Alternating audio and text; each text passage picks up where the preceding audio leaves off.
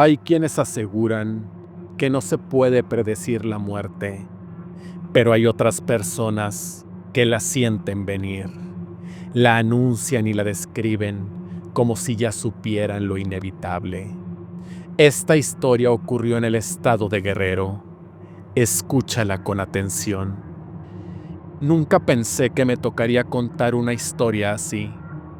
A veces cuando la recuerdo, todavía me cuesta entender que fue real, que no fue un sueño ni un mal presentimiento, sino que algo que mi mejor amigo vio venir, paso a paso, hasta su último día.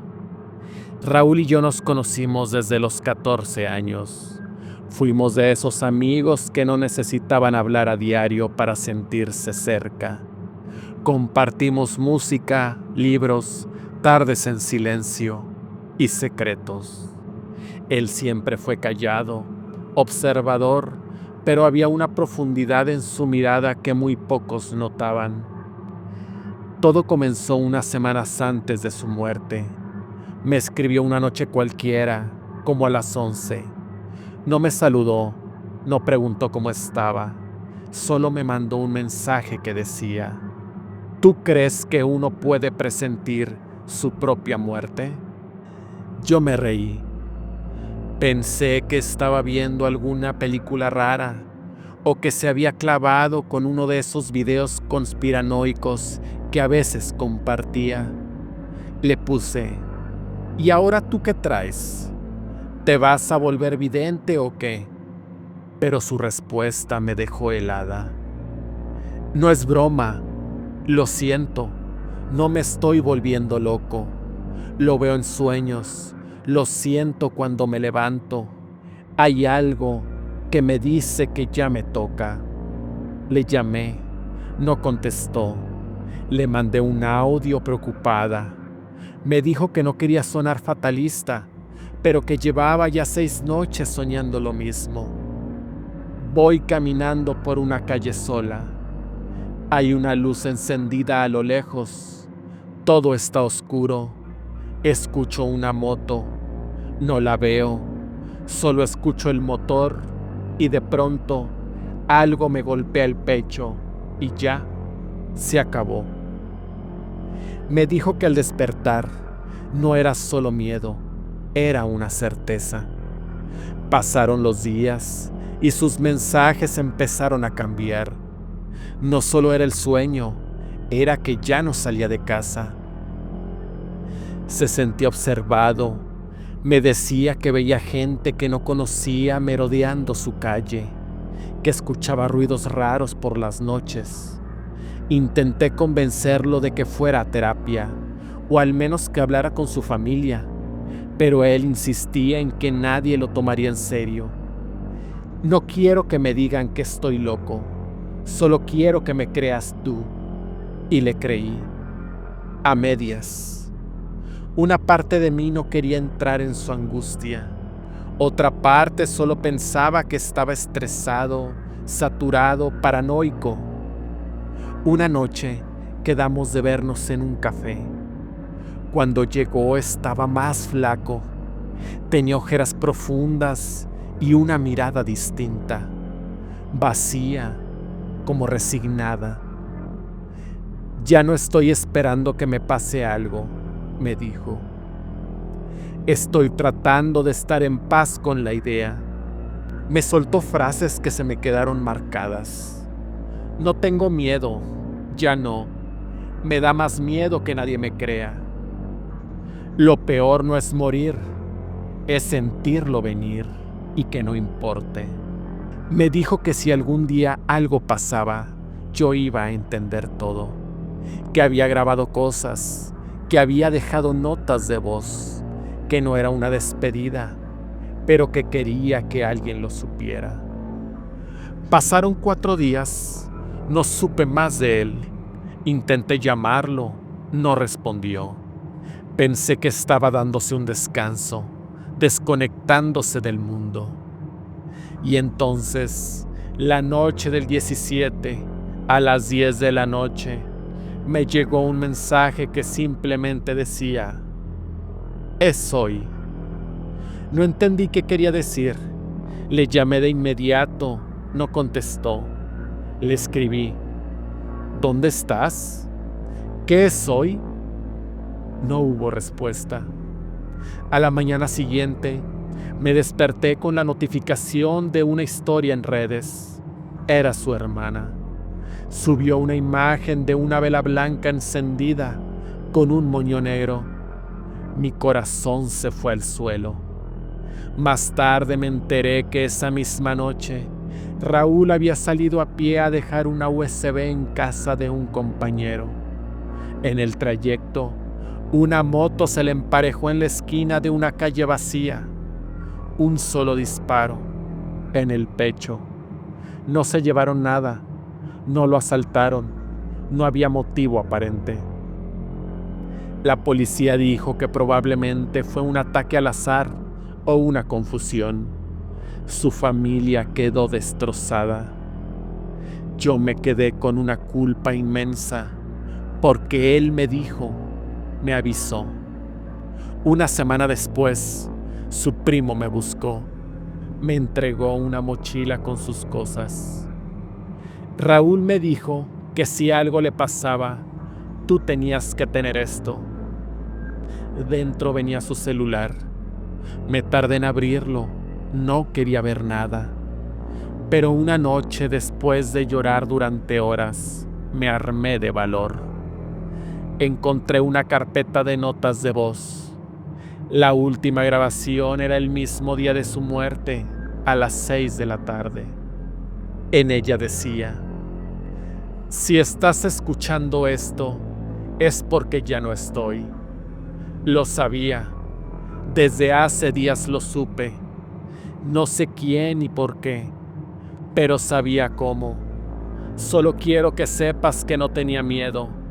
Solo necesitaba que alguien supiera que no fue casualidad. No fue sorpresa. Yo lo sentí. Otra nota más antigua hablaba del sueño con más detalle. Incluso decía que había empezado a escribir una especie de diario, pero lo borró por miedo a que lo leyeran.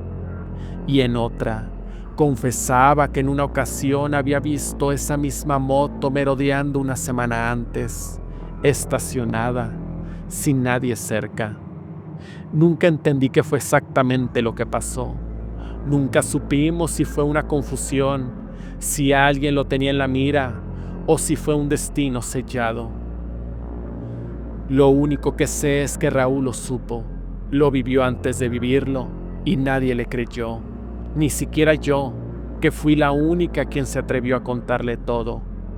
Hasta hoy escucho sus grabaciones de vez en cuando, no para torturarme, sino para recordarme que a veces, cuando alguien te dice que algo malo va a pasar, lo más importante no es entenderlo, sino simplemente escucharlo. No todos los gritos de ayuda se dan con desesperación. A veces son susurros tranquilos, avisos que ignoramos por miedo o por rutina. Hay quienes no solo sienten el final, sino que lo describen paso a paso. Esta historia fue contada por el papá de Martín, un joven de Nuevo León que comenzó a grabar mensajes en su celular hablando sobre su muerte días antes de desaparecer. Lo que su padre descubrió en esas grabaciones, después de encontrar el teléfono, lo dejó marcado para siempre. Esta es su historia. Me llamo Rafael y nunca imaginé que algún día tendría que contar algo como esto. Soy un hombre de campo, de familia, de los que creen en el trabajo y en la lógica. Pero desde que perdí a mi hijo Martín, entendí que hay cosas que van más allá de lo que podemos explicar. Cosas que se sienten, pero que no se entienden hasta que ya es demasiado tarde. Martín tenía 22 años, un joven tranquilo, muy en su mundo. No era problemático, no tomaba, no tenía amigos. Trabajaba en una refaccionaria, vivía con nosotros, ayudaba en casa. Siempre fue reservado, pero los últimos días antes de que desapareciera, algo en él cambió. Se volvió más callado, más distraído. A veces lo veía sentado por horas viendo la nada, como si tuviera algo en la mente que no podía soltar. Una noche me lo encontré en la cocina, con la mirada clavada en la ventana. Me acerqué y le pregunté qué le pasaba. Me respondió algo que me dejó inquieto. No sé, papá. Siento que algo malo viene, como si ya estuviera decidido. Intenté calmarlo. Le dije que eran pensamientos raros, que tal vez necesitaba descansar. Pero él solo asintió sin decir nada. Después de eso, empezó a grabarse con el celular. Lo vi varias veces haciéndolo, hablándole al micrófono como si dejara mensajes para alguien. Pensé que era una manera de desahogarse. Nunca me imaginé lo que realmente estaba haciendo. El día que desapareció fue un jueves. Salió temprano a trabajar como siempre. No notamos nada raro, salvo que le dio un abrazo largo a su mamá, algo que no hacía normalmente. Esa noche no volvió. Ni llamadas ni mensajes, su celular apagado. Llamamos a sus amigos, a su jefe, nadie sabía nada. Al día siguiente fuimos a levantar el reporte. Pasaron 4 días horribles. Buscamos en hospitales, caminamos por calles donde nunca habíamos estado, pusimos volantes y nada. Hasta que la policía nos llamó. Lo habían encontrado. Su cuerpo estaba en un terreno baldío, en una zona alejada, tirado boca arriba, con una herida fuerte en la cabeza, sin documentos, sin mochila, sin su celular. Dijeron que no había señales de violencia más allá del golpe, que tal vez se cayó o lo golpearon. Nada concluyente. Pero lo peor fue verlo, mi hijo, ahí solo, como si el mundo se hubiera olvidado de él. Lo enterramos sin respuestas. Su mamá se encerró en el cuarto por días. Yo trataba de mantenerme fuerte, pero no podía quitarme de la cabeza aquella frase suya: siento que algo malo viene. Unas semanas después, un señor que vive cerca de donde lo hallaron nos trajo el celular. Dijo que su perro lo había encontrado medio enterrado, lleno de tierra, a unos metros del lugar. Lo llevé a casa, lo limpié, lo puse a cargar y lo encendí. Ahí estaban las grabaciones. La primera era de 11 días antes. No sé por qué estoy grabando esto, pero desde hace días siento que algo me va a pasar, como si estuviera caminando hacia una puerta y no hay forma de dar vuelta atrás. Otra, 5 días antes. Soñé lo mismo otra vez. Estoy tirado en la tierra, hay moscas alrededor y escucho voces, pero no entiendo qué dicen. Es como si estuviera muerto y solo me estuviera viendo desde fuera. Y la última, grabada el mismo día que desapareció. Hoy es el día. Todo está más callado que nunca. Sé que no voy a volver. Si alguien escucha esto, solo quiero que sepan que no fue culpa de nadie. Yo intenté luchar contra esto, pero era como pelear con el aire. Dile a mamá que la quiero. A ti también, papá. Perdón por no haber dicho nada más claro.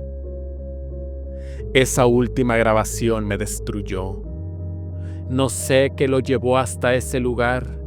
No sé si alguien lo forzó, si fue guiado por algo que no entendemos, o si de verdad él sabía lo que iba a pasar y lo aceptó. No encontré respuestas, solo silencio.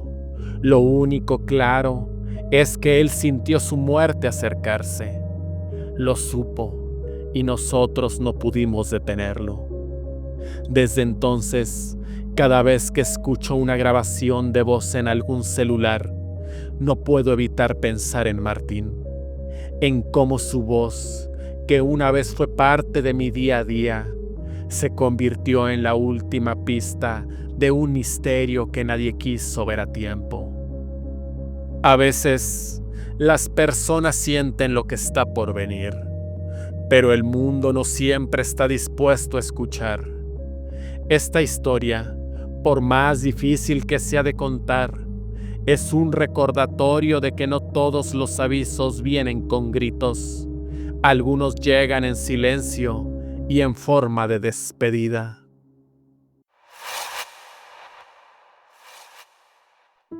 A lo largo del tiempo, han existido personas que parecen tener un don o una maldición, la capacidad de prever su propia muerte. No siempre es claro ni se entiende, pero esos presentimientos suelen ser tan intensos que quienes lo sienten actúan como si ya supieran que algo terrible va a ocurrir. Hoy les contaré la historia de Javier, un joven de Tampico, Tamaulipas, que vivió exactamente eso. Una historia real donde sus advertencias no fueron tomadas en serio y el destino se cumplió de la manera más dolorosa. Javier tenía 26 años y vivía con su mamá, doña María, en una colonia sencilla de Tampico. Desde pequeño había sido un muchacho callado, reservado, de esos que prefieren escuchar antes que hablar. No le gustaba la fiesta ni las multitudes, y su mayor pasión era el trabajo en su pequeño taller mecánico. A pesar de las dificultades, con esfuerzo y paciencia, logró abrir su propio negocio. Era un lugar modesto, pero para Javier significaba su mundo, su independencia. Todo parecía normal hasta que poco a poco la calma empezó a desvanecerse. Un día, mientras desayunaban, Javier sorprendió a su mamá con un comentario extraño. «Ma, ¿alguna vez has sentido que ya todo está decidido? Que uno ve el camino, pero no puede cambiarlo, no importa cuánto quiera». Doña María pensó que era solo una reflexión pasajera, quizá algún sueño inquietante. Pero las palabras de su hijo se repitieron en distintas ocasiones, siempre con la misma expresión en el rostro, seria, preocupada, casi resignada. Las semanas siguientes fueron las más extrañas. Javier comenzó a tener cambios en su rutina. Por ejemplo, dejó de aceptar trabajos grandes o complicados en el taller. Siempre decía que quería terminar rápido para estar en casa temprano. A veces, en la noche se le veía mirando fijamente la ventana, como esperando algo. Doña María notó también que Javier comenzó a cuidar detalles que antes pasaba por alto. Organizó sus herramientas con precisión, limpió cada rincón del taller y hasta se deshizo de objetos que no quería dejar a nadie más. Parecía que se preparaba para algo, pero nadie sabía qué. La preocupación creció cuando en una ocasión Javier le pidió a su mamá que le guardara un sobre con papeles importantes. «Por si acaso», dijo. Doña María quiso preguntar qué significaba eso, pero su hijo simplemente sonrió y cambió de tema. Una noche lluviosa, casi un mes antes del accidente, Javier se sentó junto a su mamá y le habló con una sinceridad que ella nunca había visto. «Ma, sé que esto suena loco, pero siento que algo va a pasar. algo que no puedo evitar. No es miedo, es como certeza. Quiero que me escuche y me crea, aunque no entienda. Ella trató de calmarlo, de convencerlo de que no había nada que temer, pero en el fondo, María sabía que Javier no era alguien que hablara sin razón. Los días pasaron y la tormenta se acercaba. El viernes 21 de julio amaneció nublado, con una llovizna constante que pronto se convirtió en una lluvia fuerte. Las calles empezaron a inundar, el agua subía rápido y la gente cerraba sus negocios y se refugiaba en casa. Doña María rogó a su hijo que no saliera ese día, que cerrara el taller y se quedara con ella, seguro. Pero Javier estaba decidido. «Tengo que ir», dijo con voz firme. Antes de salir, le dio un beso en la frente y le pidió que cuidara la casa. Los vecinos recuerdan que lo vieron salir con su chamarra impermeable, mochila al hombro, caminando con paso lento hacia el taller. La lluvia caía fuerte y el viento agitaba las ramas de los árboles. Nadie pudo imaginar que ese sería el último paseo de Javier. Al poco tiempo comenzaron a correr los rumores, que si alguien lo vio cerca de un canal, que si la corriente del agua estaba más fuerte de lo normal, que si intentó cruzar una calle inundada. Nadie sabía con certeza qué había pasado, solo que Javier no había llegado a su destino. Fue hasta la mañana siguiente que lo encontraron, cuerpo atorado entre ramas y basura en un canal pluvial, golpeado, sin signos de violencia. Doña María recibió la noticia en silencio. No lloró, no gritó. Se sentó en el piso y miró al techo, como si esperara que Javier entrara por la puerta en cualquier momento. Al limpiar el taller, encontró el sobre que Javier le había pedido guardar.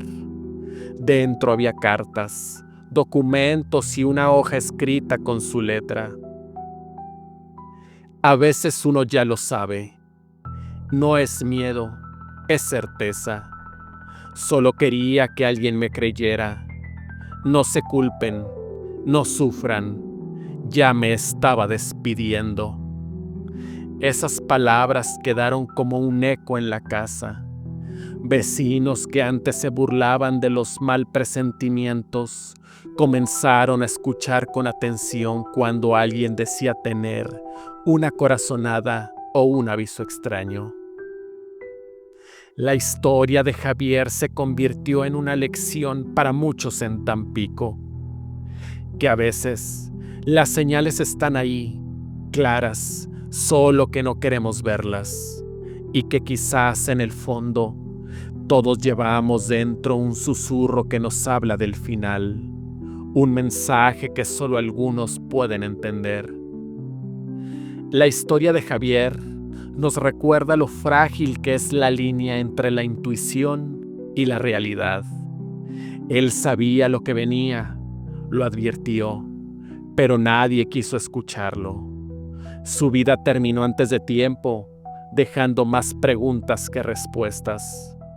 Quizá en algún lugar todos llevamos esa voz interior que nos habla del final, y solo depende de nosotros aprender a escucharla. Si te gustó este relato y quieres escuchar más historias reales y escalofriantes, no olvides suscribirte al canal y darle like. Nos vemos en la próxima historia.